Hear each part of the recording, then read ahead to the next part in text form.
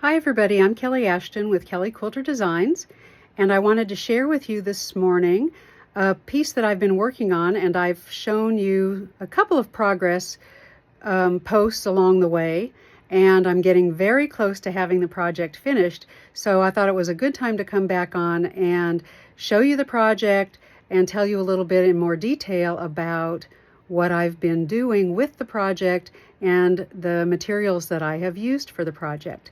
So I'm going to turn my camera around and move very slowly so it won't make you dizzy, and then hopefully won't be too jiggly getting my camera in my holder. There we go. I think that's pretty good. So if you've seen this before, I hope it looks familiar. This is the block that I have been working on. I'm planning to make it into a pillow top, so I think that'll be a lot of fun.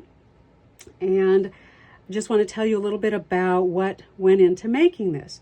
So first of all, the fabrics are Cherrywood fabrics, and if you haven't used Cherrywood fabrics, they're beautiful. They're a nice high quality, tightly woven 100% cotton fabric. They are dyed in Minnesota, and beautiful rich colors, color fast. They're just wonderful. So I dug into my Cherrywood stash, pulled some fabrics, and made this block.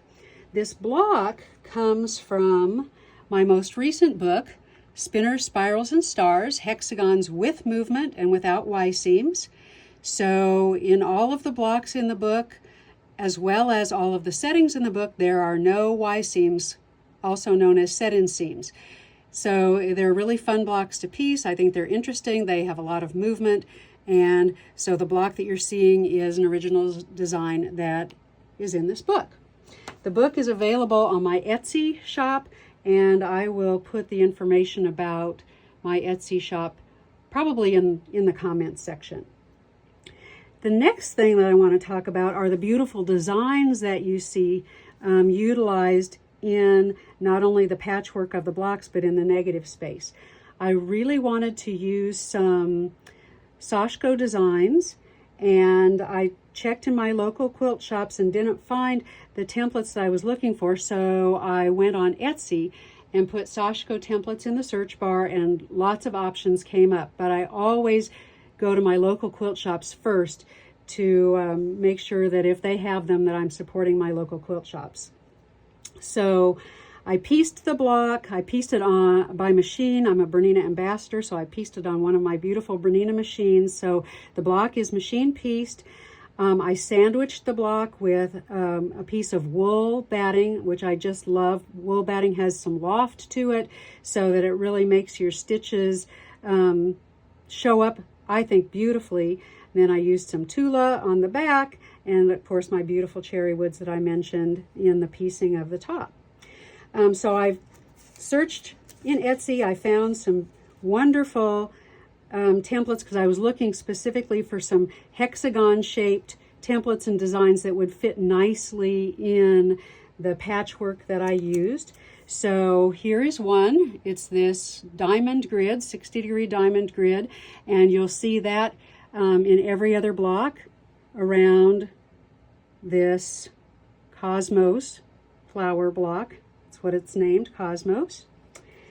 Then I also used this beautiful design in the alternating petals of the flower. So you can see it here, back here, and down here. So this beautiful design. Then you can see that everything is done except for the points yet in these three sections of the block. And what I'm using there is a portion of this design. So I strategically placed a portion of the design in the tip of the petal piece, and that's the design that you're seeing in that particular area of the patchwork. Isn't that beautiful? Then in all the, well, most of the negative space, I used this design of little plus signs in two different sizes, and that's the bulk of the negative space. but I also, in a few portions of the negative space, used this clamshell design because I wanted to get some curved lines also, just to give the piece a little bit of curvy movement in the stitching. I didn't bring the two templates that I used in the center, but you can see that there's this little, almost like a little floral design that I used in the 60-degree diamonds, and then again a curved design in the equilateral triangles, again to bring some curvy lines into the piece as well. So I found those, I transferred them on using a water erasable marker, and I haven't rinsed any of that out yet, so I'm sure that you are able to see in various places some little hints of turquoise color, and that is the water erasable marker showing up, and that will be rinsed out once all of the stitching is done. I'll show you where I used that clamshell design, and just in 4 places. So at the bottom of the hexagons here, and then in the opposite areas at the top of the block. So in those 4 areas I used that clamshell design. What I'm using to stitch is a beautiful pearl cotton, and I'm going to put this gray panel back here just in hopes that you'll be able to see this a little bit better. But this is Presencia Finca pearl cotton, 100% cotton, beautiful high quality thread with gorgeous colors. And I did not use this particular color in this project, but it was a nearly full ball, and I thought that would be a better way to show the ball than the yellow that I've used in various places, as well as the background that I've almost used an entire ball in this project. So this is the size 8 pearl cotton. Presencia Finca pearl cotton comes in 5 sizes. Number 8 is the mid or medium size. It's the size that I would say that most people are using for big stitch quilting, oftentimes for Sashiko, and for a variety of other kinds of stitching. But the Finca pearl cotton also comes in 2 sizes with a heftier thread, and that is size 3 and 5. So the smaller the number, the heftier the thread. And also 2 sizes that are finer than the size 8, and that is size 12 and size 16. So I'll probably be playing with some of those other sizes in other projects, but I've been using size 8 pearl cotton entirely in this project. The needles that I'm using are John James needles, and let me just go back for a moment. Presencia pearl cotton is distributed by the Colonial Needle Company, and so your local quilt shop may very well be carrying Presencia pearl cotton. But if not, if you would like your local quilt shop to carry it, they can contact Colonial Needle Company and set up a wholesale account, or you can also purchase retail on their website. So that's the Colonial Needle Company. You can Google it and get their web address. Colonial is also the distributor for John James needles in the United States, and I love John James needles. They're a nice high quality needle, and so what I've used on this project are size 24 chenille needles, and I'm going to take one out and I'll describe it because I'm not sure how well you're going to be able to see it. But a chenille needle has a nice sharp tip because, again, I'm using these beautiful Cherrywood fabrics that are nice and tightly woven cotton, and so I need a sharp tip to be able to get through the fabric. But it's also got a long oval eye, and I will tell you a little bit more about the eye in a moment, as well as a nice straight shaft that as soon as the fabric is punctured with that tip, the shaft glides through very easily. If you'll notice on the eye, and again I'll describe it because you may not be able to see it on the video, the eye of the chenille needle is wider than the shaft of the needle. And so that's for a very good reason, because the sharp tip punctures the fabric and the shaft glides through, but then when we get to where we're going to be pulling the thread through, that wider eye separates the fibers of the fabric so that the heftier thread that we're using with these long-eyed needles easily gets pulled through the fabric. So it just spreads the fibers of the fabric apart so that the heavier thread can come through. So that's why I'm using a chenille needle. Also, I'm using a chenille needle because I really don't need an extraordinarily long needle for this particular project, because so many of the designs, like the little diamonds that you see in this design, I'm not doing more than 1 or 2 stitches at a time. So I didn't need a long needle that I was going to stack a whole lot of stitches on. I just prefer to stitch, you know, 1 or 2 or maybe 3 stitches at a time. So I really like the chenille needles for this kind of a project. The other thing that I'll tell you about that long eye is that Colonial also has this wonderful needle threader. And this is my favorite needle threader to use with the pearl cottons or with multiple strands of embroidery floss when I'm using, again, a needle with a long oval eye.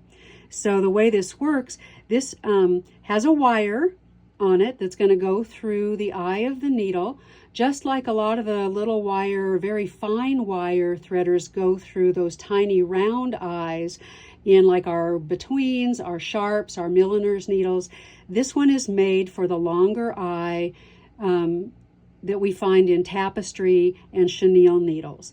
And so it's a little bit heftier wire because it's pulling heavier threads through the eye. So the way this works is I just take that rectangular shaped wire through that nice wide long oval eye, and then I take the end of my thread and put it through that nice big hole, big eye of the threader, and then it very easily pulls through my eye of the needle. And so it makes threading the needles really, really easy and wonderful. So that is also, like I said, this is a Colonial needle product. It's called a tapestry threader. I usually refer to it as a long eye threader, but it is officially called a tapestry threader. And like I said, it does come with a cutter on the end, which is also handy.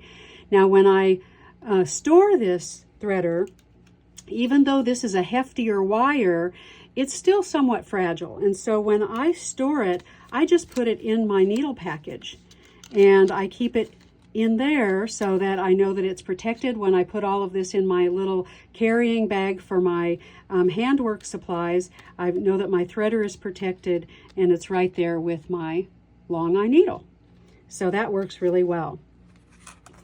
So, like I said, I'm down to the last bits here. I've just got the tips of these 3 patchwork pieces to finish, and then I will be ready to soak my piece in some cool or lukewarm water to get all of the markings out.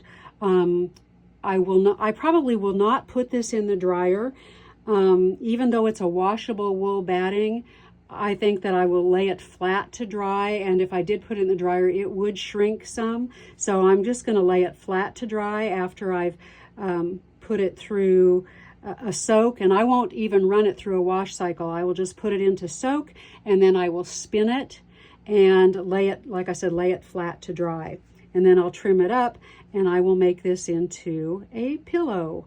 So when the pillow is done, I will come back on and show you the finished product. So I'm just going to take the phone out now, my phone camera, and turn it around so that I can give you a proper guide. There we go. So I've really enjoyed sharing this project with you along the way as well as today, and then I will look forward to showing you the finished project probably in a few weeks. I'll be heading out to Bernina University this weekend where I will be working in the Colonial Needle booth, but I'm also doing a little presentation on some necessary notions that I love and that I use all the time in my sewing space. So I wish you happy stitching. Thanks for listening, and talk to you again soon. Bye for now.